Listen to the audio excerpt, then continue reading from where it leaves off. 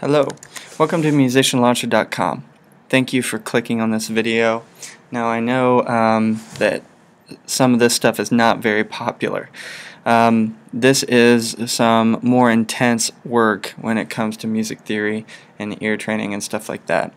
But I'm going to make a case before I even start that your ability to identify, which is read, and then constructing triads, which is writing them, is going to help you immensely in your understanding of them.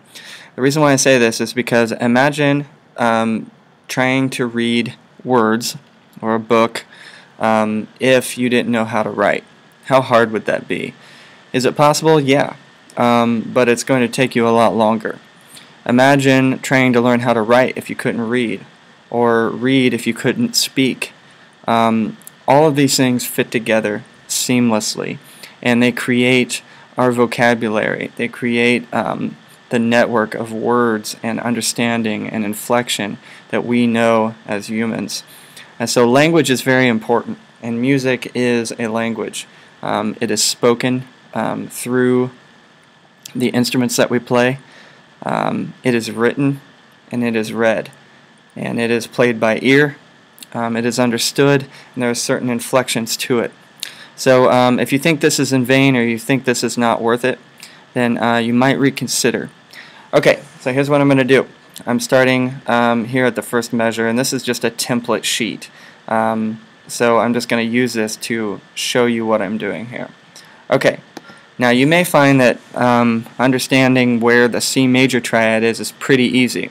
And it is if you've been around music at all, because or at least piano, because the C major triad is the most popular triad in piano.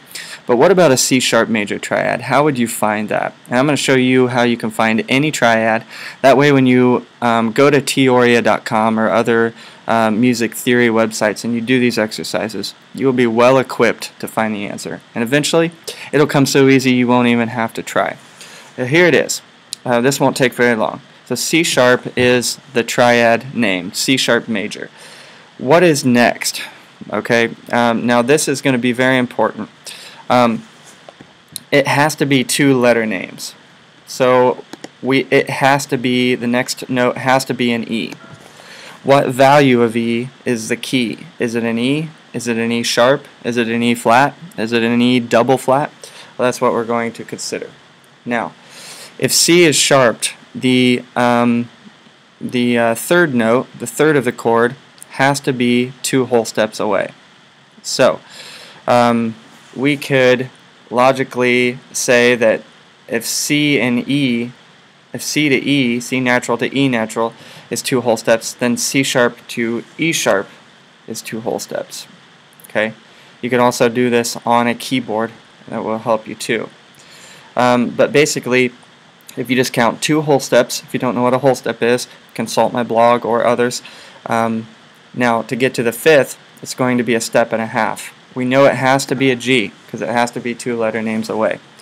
But is it a G sharp, or a G flat?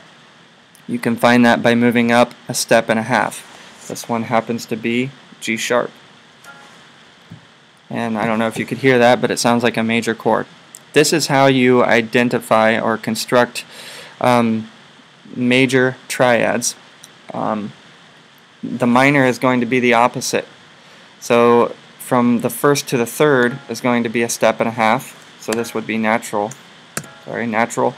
And then from the 3rd to the 5th is going to be 2 whole steps, which would be a major third. So it's constructed on a minor third from 1 to 3, and then a major third from 3 to 5.